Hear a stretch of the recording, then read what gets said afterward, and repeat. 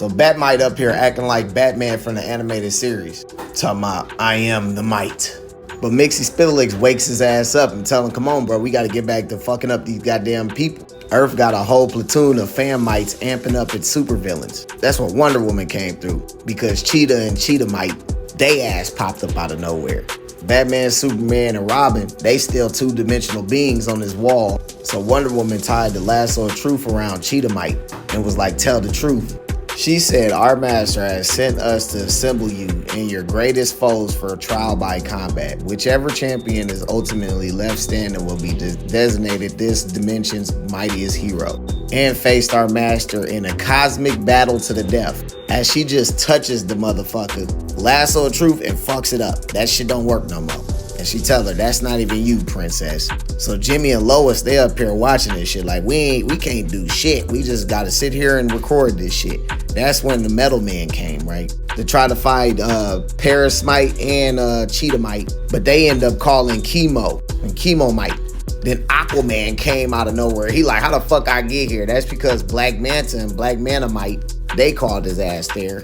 Green Arrow got brought there by Merlin and Merlinmite. And Firestorm got brought to Killer Frost and Killer Frostmite. So this where Batmite was like, fuck that, I'm finna go help my friends. He goes up to the wall where Batman and Robin and all them at, and he grabs Robin's hand. Start pulling them out the wall, which he finally does, but the wall ends up bringing him back into the two-dimensional world. Supergirl fighting this dude that can turn in like basically Shazam.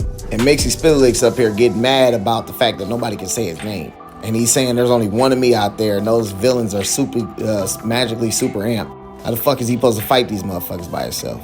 Robin was like, give me the powers back again. He was like, hell no, you couldn't even handle telescopic vision, let alone fucking superhero. He said, we need an army of heroes for what I'm finna do. And he's like, oh, of course. Then he looked at Jimmy. Meet over with Batman and Superman and Batmite. He was letting them know that they ain't in the third dimension no more. They're in the second dimension.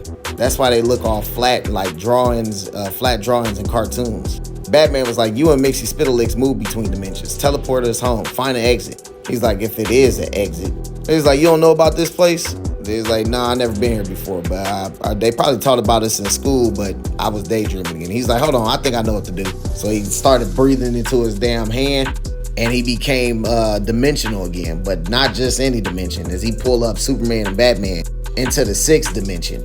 The first three dimensions deal with geometry and shapes. The next deal with time in one respect or another. The fifth is where time has the energy to create infinite possibilities. The sixth is where all time exists at once. And Batmite says that's where our imp killer comes from. And if they need to know more about him, that shit gonna take detective work. It's like, shit, where do we even start? What trail is there possibly to follow in a realm containing everything that ever was, is, and can be? Batman said everything but him. He chose to remove himself from this place. What does that tell us? That he wants to be the one thing that he can't be here, the best of all time. In the lower dimensions, this imp killer can prove his superiority by magically defeating anything he perceives as a threat. That's great background, but none of this gives us a way to beat him. And then Batman was like, doesn't it? Back in our dimension, right? Jimmy was telling him that all the damn superhero personas and powers that he got through time of working with Superman, that shit is like a personality in his head. He was going to take all the motherfuckers out, as you see at the bottom, and make them all become their own persons. You see all the different Jimmys, the Olsen squad. Kaiju Turtle Jimmy was handling chemo, while the Wolverine Spike Jimmy was fucking his ass up, cutting him open. Mxysptlk was fighting the damn mites, the imps. You got a fire-breathing Jimmy. He was firing up Black Manta. The wolf one was beating the fuck out of Cheetah. Batmite still up here fighting these motherfuckers through the panels. Elastic Olsen was fucking up Merlin. And Robin came through and beating up Killer Frost. That's where Zavam has this motherfucker's belt. Every letter represents a different god. Gets his powers of whoever one he touches, right? They take his belt. Then multiple hand Jimmy came through, and he can use hella powers at once because he touched the different letters on the belt. Like the strength of Hercules as he knock his ass. Then they all fuse back together. And Mxysptlk is like, look, I'm impressed, bro. Jimmy, he's like, I took care of the imps, but the villains and shit, you did all the heavy lifting by yourself. That's when we seen the sixth dimensional being coming, and he chose his damn greatest warrior, and it was Jimmy. And he told his ass to prepare to die. We got to see all the different mites or the different imps from the 5th dimension in this Batman and Superman World's Finest issue 27.